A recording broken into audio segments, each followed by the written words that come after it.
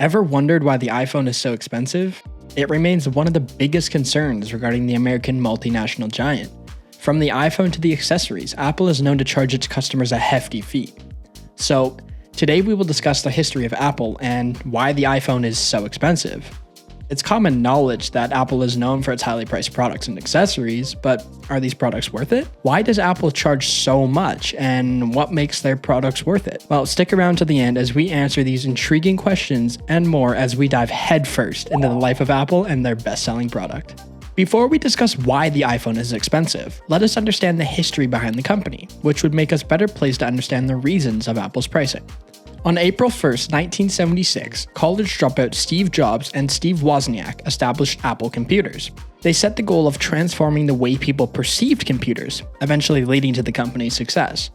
Jobs and Wozniak envisioned creating personal computers that were portable and compact enough to fit in people's homes or offices, the Apple I, then the Apple II. They came up with many successful products, and all these products had one thing in common: they were revolutionary for their time. However, this did not remain forever. After a long power struggle with Apple's board of directors and then CEO John Sculley, Jobs was driven out of the company in the 1980s. However, in that same year, Jobs founded Next, a computer development company that focused on computers for higher education and business industries. When Apple saw this amazing company, they ironically acquired Next, and Steve Jobs then rejoined Apple. Now, as CEO, Jobs truly changed Apple and paved the way for Tim Cook to develop the company that we now see.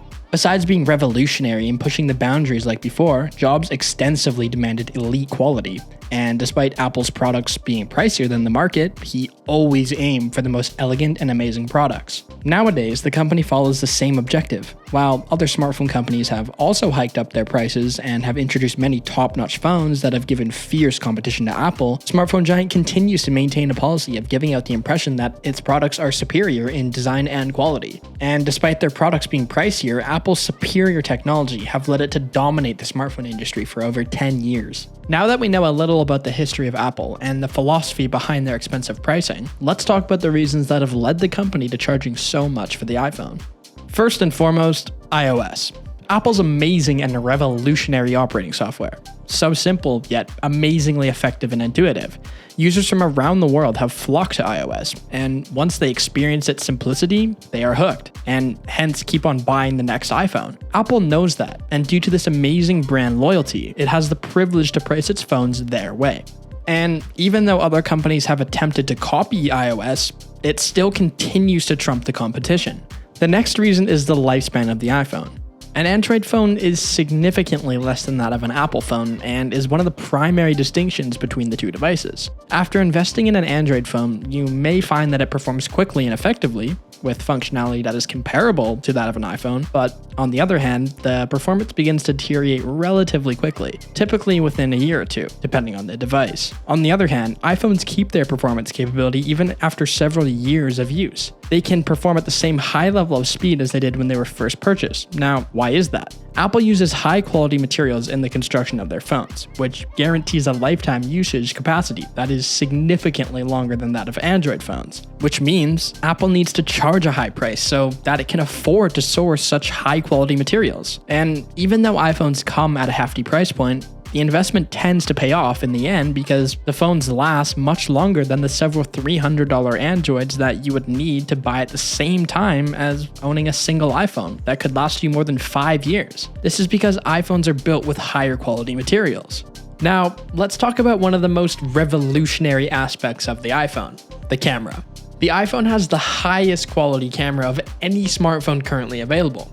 In fact, digital cameras have been essentially rendered obsolete by the cameras found on iPhones, unless you're a professional photographer or videographer. Now, at least digital cameras can be comparable to the iPhone. Most Android phones are not even in the debate. It's pretty easy to see which videos or photos on Instagram and Snapchat were taken with an iPhone and which were taken with a lower cost Android. These images taken with an Android are usually much grainier. However, that's not to say that Google Pixel Pro or Samsung S22 Ultra don't take great pictures. The iPhone is just superior in quality. iPhones currently have the best option for consumers who are interested in having an amazing phone camera. This isn't new for Apple either. The cameras on iPhones have always been at the forefront of the industry, but in recent years they have really excelled. So, what features, apart from the obvious high quality, set apart the iPhone camera from the rest? Well, there was also a wide variety of effects and settings you can add to your pictures and videos, including live, which indicates that each photograph comes with a brief video clip attached to it. You also have the option to shoot pictures with a sharp focus on a person's face by using portrait mode. Another awesome feature is panorama mode, which is a type of photograph that lets you capture broad landscapes. And to add to this, the iPhone 11 and later models come equipped with several cameras, one of which is automatically activated depending on the kind of picture that is being taken. And because of this, you can take photographs of exceptionally high quality with very little effort. And even though they are expensive, this is partially justified by the fact that you are getting a phone, a camera, and the ability to shoot 4K 60 FPS video with great audio, all in one device. When viewed in that light, it certainly is a significant matter, and all of these features have greatly widened Apple's user base. Yes, the high quality cameras have resulted in increased production costs, which has been part of the reason why Apple has increased its retail price over the years. But as I said before, Apple only looks to develop the best, and they know if they deliver, their loyal customers will follow.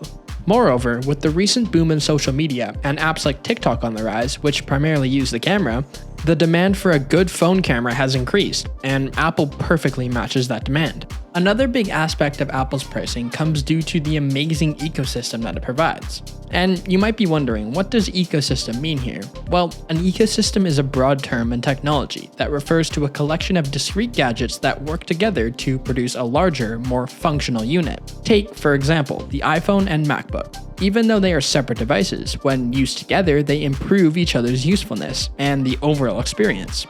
Apple's ecosystem is distinct from that of other companies, in that Apple gadgets are designed to connect solely with other Apple devices, and perform very well while doing so. You are in essence paying for a more improved experience just because their products work very well together. For example, you own an iPhone and you're looking to buy some wireless headphones. You will most likely opt for AirPods because not only do they pair perfectly, they also add to the experience of your iPhone. This inclines users to opt for more Apple products after they buy one. And while some may argue that this takes advantage of the users and essentially charges them more for it, it is a pretty amazing technique that enables them to earn more while promoting their accessories and increasing overall user satisfaction.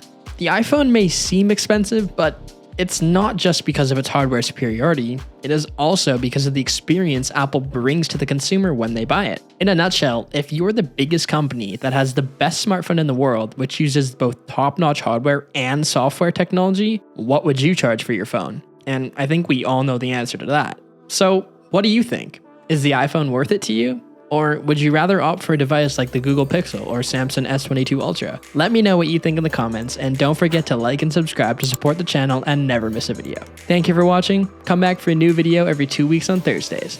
This is Business Loop. Have an amazing day.